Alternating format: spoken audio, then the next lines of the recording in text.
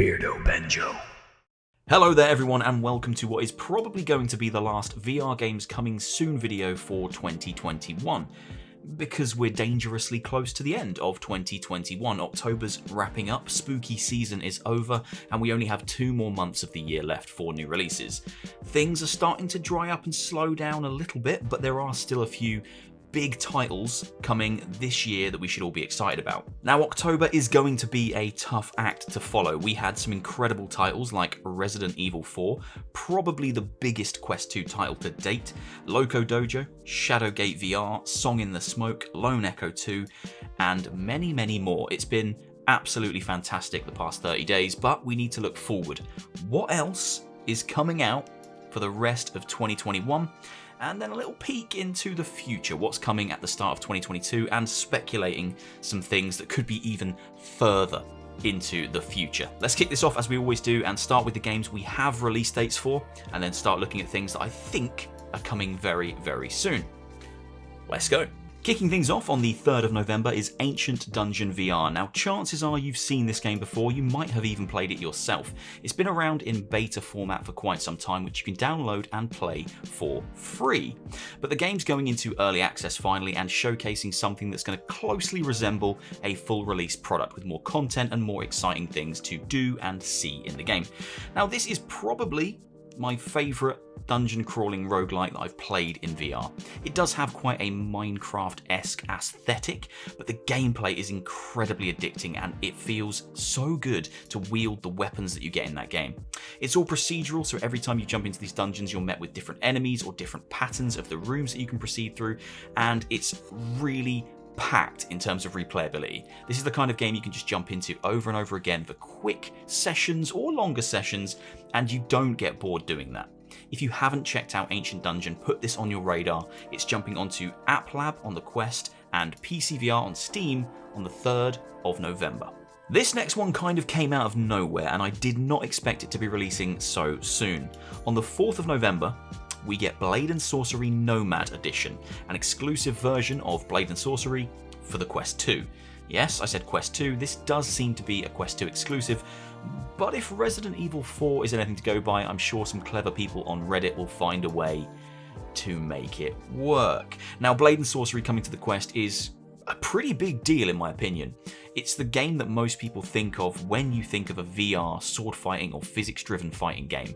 It is the game in that genre, and that landing on the Quest with the dungeon update, which is a kind of a roguelike dungeon crawling experience built for Blade and Sorcery, that's huge. Blade and Sorcery up until now has just been an arena fighter where you can cut loose and throw people around and stab people and do silly things. The dungeon update adds to that, and we're getting all of that on the Quest. The only thing that I'm worried about is, will Blade and Sorcery be just as much fun without the modding community? I don't believe the Quest version is going to launch with mod support. I would like to see that happen at some point very soon because I think that adds a huge amount to the game. But we don't have long to wait. 4th of November, Blade and Sorcery Nomad on the Quest 2. Now, I really don't know how to explain this next game. I always struggle with it. I've watched all the trailers, I've spoken to the devs, I've seen what they talk about on Twitter, and I still don't really understand what this next one is. On November the 11th, Captain Toonhead vs. the Punks from Outer Space launches for PCVR, PSVR, and Quest platforms. Now, this seems to be a first-person wave-based defense game, kind of with tower defense elements. It looks absolutely insane, incredibly over the top, incredibly colourful, and it looks like a lot of fun. But it's the kind of game that I can't really cast judgment on until I've sat there and played it myself, because I don't understand fully how it works. I am intrigued though. The devs have done enough to get my attention and make me excited to play it, and we don't have long to wait because on the 11th of November we can all shoot some punks from outer space. There's also T-Rexes in this game. I've seen T-Rexes, and he has like a slipper. No, not a slipper, a sandal as a weapon. You can throw a sandal at people. Captain Toonhead. I don't know, but it's coming soon. Even though I know absolutely nothing about Warhammer and the mythos, canon, and the franchise in general, I'm still exceptionally excited to get my hands on Age of Sigmar Tempestfall when it launches on the 17th of November.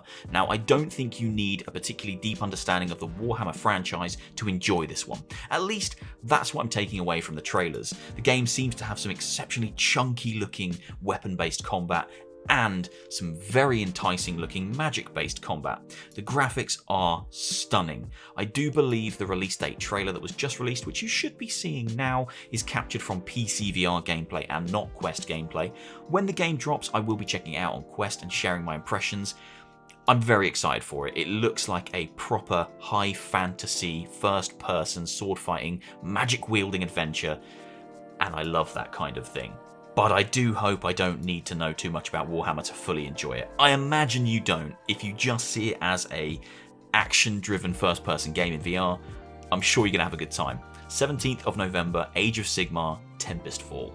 This next one is less of a game and more of an entertainment tool. On the 25th of November, Puppet Play, that's right, a game called Puppet Play, comes out on Steam VR. Now this is very similar to the old Movie Maker games I used to play when I was younger. Essentially, you can embody a VR character, an animated avatar, act out what they're doing, overlay your voice, and record it with cameras that you've placed within the world to get the right angles, and stitch this all together to make your own movies. You can play all the different parts inside VR so you can act out their actions and animations to a T and create your own movies. It sounds absolutely fantastic. I would like to see what people can create with this tool when it releases, and I really do hope you can use, although it might be a little iffy in terms of copyright, I'd like to see if you can use other models that you can just get hold of from other games, because then we'll start to see some really crazy stuff being built in Puppet Play. It's out on the 25th of November for PC VR only.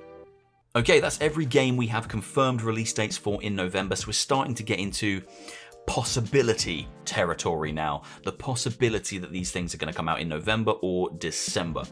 The first game that I am so sure is going to release in November, but I don't have any concrete evidence of it, is Medal of Honor for the Quest. I feel like this game is much closer than we realise. Coming off the back of Resident Evil, it feels like one more huge hitter would make a lot of sense for the Quest 2 to close out what's been a pretty damn successful 2021. Now I believe it's going to be November. The original trailer said fall 2021, and the game looked to be in a pretty solid state. Now it could drop to December, it could drop to 2022. But I believe this one will come out at some point in November, and I can't wait to try it. The game was great on PC VR, but for the price point, it just didn't feel right. It was an exceptionally overpriced PC VR game, probably the most money I've spent on a PC VR game, and for that price, it didn't give us the content I think we deserved. I can't wait to see it on the Quest 2. I can't wait to see the pricing for the Quest 2, and I really hope the multiplayer mode, which was fantastic, finally finds an audience, because it's a lot of fun and I want to jump into that almost daily. So hopefully the Quest 2 audience pick it up and it finally finds the lease of life it deserved at launch. Moving into December now, After the Fall finally has a release date. I'm so excited. I'm gutted it's not November because I just want to play this game as soon as physically possible, but I know that it's only just over a month away now. 9th of December sees the release of After the Fall, one of my most highly anticipated VR games for almost all of 2021. I can't wait to get my hands on this. I'm a huge fan of Left 4 Dead, I'm a huge fan of Arizona Sunshine, and this is from the developers of Arizona Sunshine, and it looks like Left 4 Dead. They've taken those two things, they've smashed them together into a post-apocalyptic snowy landscape, filled it with zombies, and allowed 4 player co-op action in this zombie story-based first-person action game. I cannot wait. The gameplay looks solid. I'm really excited to see how it holds up on the Quest, and we don't have long to wait. Fingers crossed for no more delays. 9th of December, After the Fall. Mark your calendars. I will be in that game on that day. Find me. Join me. Don't shoot me. Speaking of Vertigo Games, the developers of After the Fall, I wanted to now look a little bit further into the future and highlight the fact that they have 5 games in development under their publishing branch. Now, VR needs publishers. We've got a lot of VR developers, but we don't have many publishers helping to advertise and promote these fantastic VR products.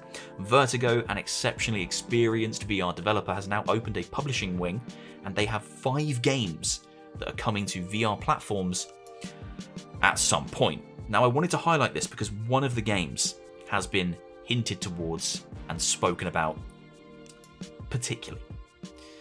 One of the 5 games they are publishing is being made by Deep Silver, and if this article from their blog post is anything to go by, it seems to be based on one of their existing IPs, one of their existing franchises. Now, if we look at Deep Silver, they have some exceptionally fantastic franchises that they could be pulling from in terms of a VR game. The 3 that come to my mind the quickest are Dead Island, Metro, and Saints Row. Now, obviously, Deep Silver do have more titles in their vault, but if it was one of those 3, I would be a very happy boy. That's a really exciting look towards the future. To see that Vertigo have 5 games that they're publishing, and one of them is going to be coming from Deep Silver is huge to me. Hopefully we'll see more about that in 2022. I don't think it's anytime soon, but it's something to keep in the back of our minds as an exciting thing to look forward to for the future. Next up is a PCVR and PSVR title that's just been recently delayed into Q3 2021. I think we're now in Q4 2021 and we still haven't seen it, but I am confident, quietly confident, that this one is going to get a release date in 2021. This game is Wanderer. Now, Wanderer is a first-person action-driven story game whereby your current timeline is completely ruined. The world is destroyed. So you have to go back in time to key points in history to alter them, thus changing your present existence, changing the world you know it today. It looks gorgeous. Visually, it looks absolutely stunning. It was meant to release this summer on PSVR and PCVR, but it did suffer a delay. But off the back of that, they are now doing a physical version for the PSVR, which is great news for physical VR collectors. Can't wait to go hands-on with this one. It looks stunning. Looks like it blends puzzles and shooting and just great exploration all into one package. And there's also a mission set on the moon during the moon landing, which is cool. I like going to space in VR. Wanderer, fingers crossed for a 2021 release over the next couple of months. This next game I'm not so sure about. It looks absolutely stunning, but I don't think it's going to hit its coming soon 2021 release date on Steam because things have gone quite quiet since the demo they released in the Steam Fest earlier this year. Into the Darkness VR. Now, Into the Darkness VR is a physics-driven action-adventure title that looks a lot like Boneworks. It looks a lot like Boneworks, except it's a lot chunkier. The action, the combat, the gunplay in particular looks a lot more visceral, a lot more loud, and a lot more chunky than Boneworks ever felt. I'm a big fan of Boneworks, but some of the gunplay in that game felt a little bit wonky, and this looks a lot more robust. There is still a demo on Steam that you can download and play today. The game is scheduled only for a PCVR release, and it does look phenomenal. But I don't quite feel it's going to be 2021. So this is more of a game to look forward to in the future, add to your wish list and get excited for, but I don't think they're going to hit that release date. I could be proven wrong. I have been proven wrong many times before. Let's hope this is one of those times.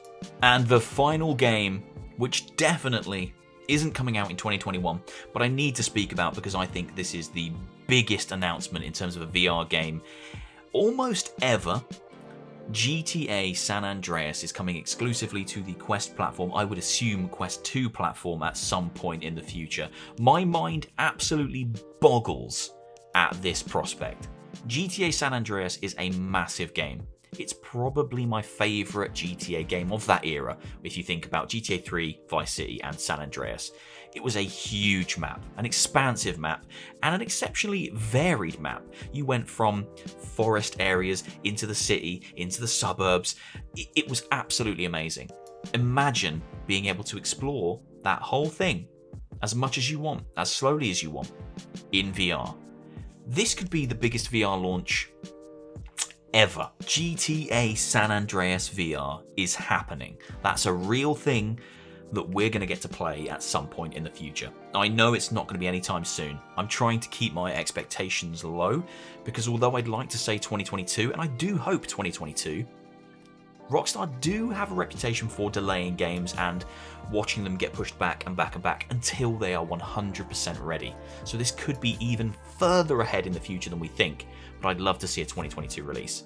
That size of open world action adventure story driven game for the Quest platform is phenomenal, and I cannot wait to get stuck into that. And that brings me to the end of the list. I know there aren't that many titles on this that are releasing between now and the end of the year. Things really are starting to slow down now, which is usually the case. We typically don't get a huge amount of things releasing in December, so November is the mad rush before Christmas, and then things reset, and we have a whole new year of exciting releases to look forward to. Now, I do believe we'll still get some surprises during this period of time that I don't know about, or I might know about, but I can't say anything about. And it's exciting to see what they're going to be. Just think about this. Blade and Sorcery was only announced last week, and now it's coming out this week. So there's still going to be some surprises up our sleeves between now and the end of the year, and I hope there's some things in this list that you're excited to play. Let me know in the comments down below if there are. If there's not, let me know what you'd like to see next year. What's keeping you excited for VR? Headsets, games, whatever it might be. Drop a comment down below. Hope you enjoyed, guys. If you did, please do leave a like, leave a comment, and hit subscribe, and I'll see you very soon for another one. Take care of yourselves. See you later.